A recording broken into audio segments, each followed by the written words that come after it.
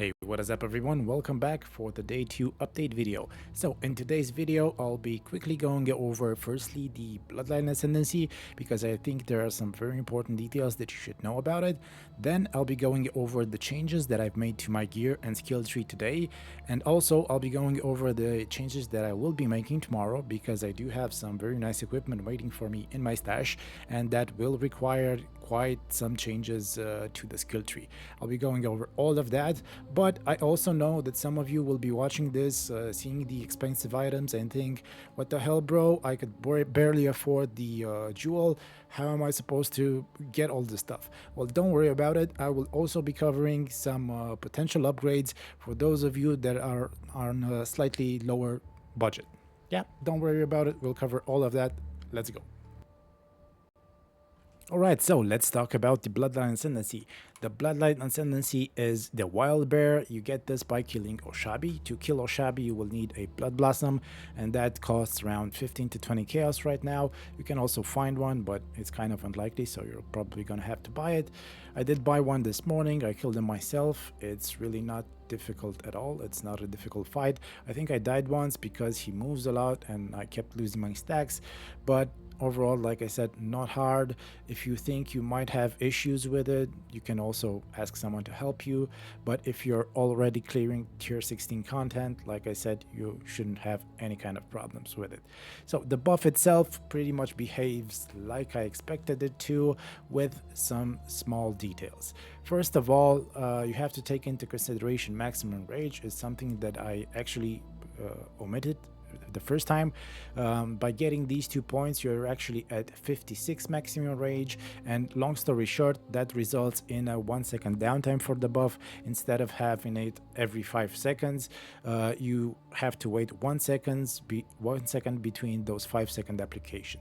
Long story short, even though inherent loss of rage slower doesn't really help you, it's better to take this part instead of these ones because these will result in a 1 second downtime for the buff.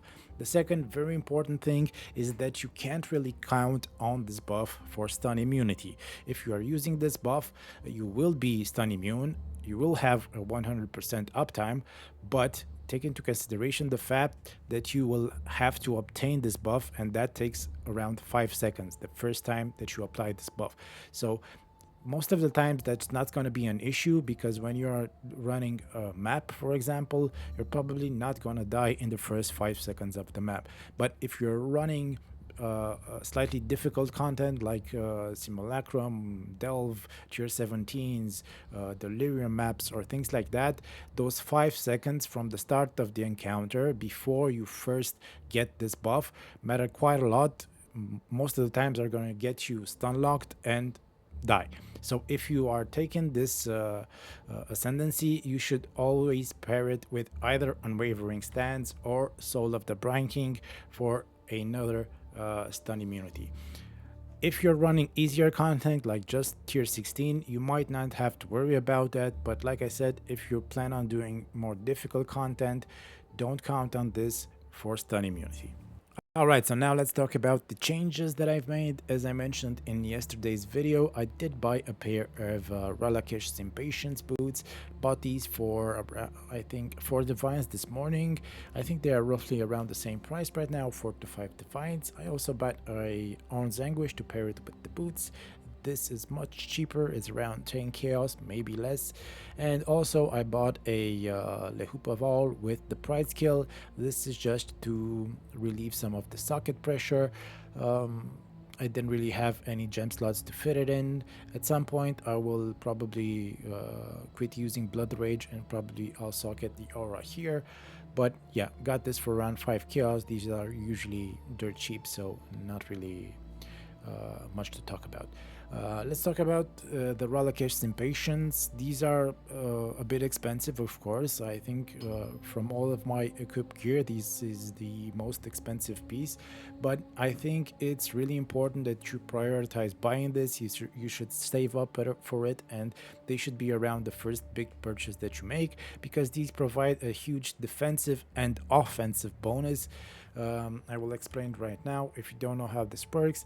when using the Relicash Impatience, the endurance version, very important, you're counted as having maximum endurance charges. As you can see here, I have 7 out of 7, and all the endurance charges that I would otherwise gain will be gained as brutal charges, which give chance to do triple damage. So you have defensive bonus from the endurance charges and offensive bonus from the brutal charges. Overall, really nice combo, really strong, so it's worth the investment.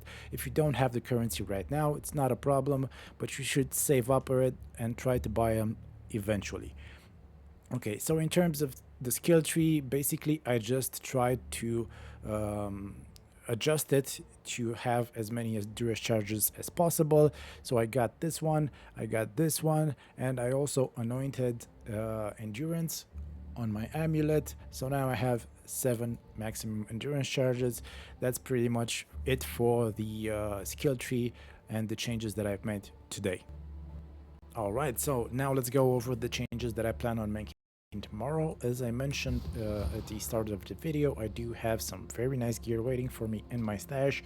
I haven't yet equipped it because it does require quite some changes in terms of the skill tree, and I kind of need some more levels, so I'll be pushing to level 95 before I'll be equipping these. So we're talking about Unnatural Instinct, Light of Meaning for physical damage, Forbidden Flame and Flesh with the Masterful Form, and also a nice large cluster jewel which I crafted myself today. It was kind of easy. I'll explain maybe in the comments how you can make one yourself. And also the oils that I would need to change the anointment. I'll be changing the anointment from endurance charge to frenzy charge. I won't go over how I'll be using all of these because you can check in my previous videos in the POBs. You can see how these are used, but like I said, I'm going to need around level 95 because I'll be changing from this side of the tree to this side of the tree. I'll be leaving out all the endurance charges and start to pick up the frenzy charges, because then the endurance charges will match them. What's important to note is that by doing this, I will also have to give up this endurance charge generation node, and I will have to find a solution for this. But like I said, quite a few problems to fix, but looking forward to it because the build is going to be way stronger when I make this change.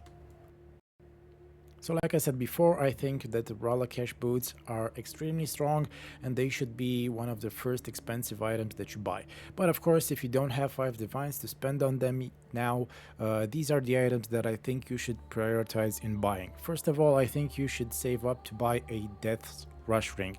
I don't have one. I probably should have one already, but I will for sure buy one tomorrow. I think a 3-second one costs around 100 chaos. Maybe it's less now. A 2-second one should be probably 20 chaos or so. Either way, it's a very strong item, especially considering the investment. It provides a massive buff, and I think it should be one of your first purchases if you're on a lower budget. The second thing is a armor like this one with minus total mana cost. This is very easy and pretty cheap to make. You need around 50 to 70 chaos, maybe even less depending on the current prices to make one. I already explained how to build one, but I will repeat just so it's clear. So first of all, you would need to buy a item level 85 6-link armor, preferably one that has strength requirement or strength and dexterity, so that way it's easier for you to color the sockets. After you have your armor, you just buy a Warlord Exalted Orb and apply it to this armor. Once you have done that, you take it to the bench, to the harvest bench, and reroll attack. You will have a 100% chance to roll the minus mana cost, and whatever else mods you have, they are just a bonus. This will provide a massive quality of life for the build, and you will absolutely love it. These are the first 2 items that I think you should be buying if you're on the lower budget. After that, you should probably start to save up for the Relicash Impatience. So that's gonna be it for today's video. If you have any kind of questions, drop a comment below and I will do my best to answer them. You can also join the Discord chat. There are a lot of friendly, helpful people there. I will leave a link in the description. I hope you had lots of fun in day 2 of the league. And if you enjoyed this video and these updates videos, please don't forget to drop a like. That's it. Have fun. Bye.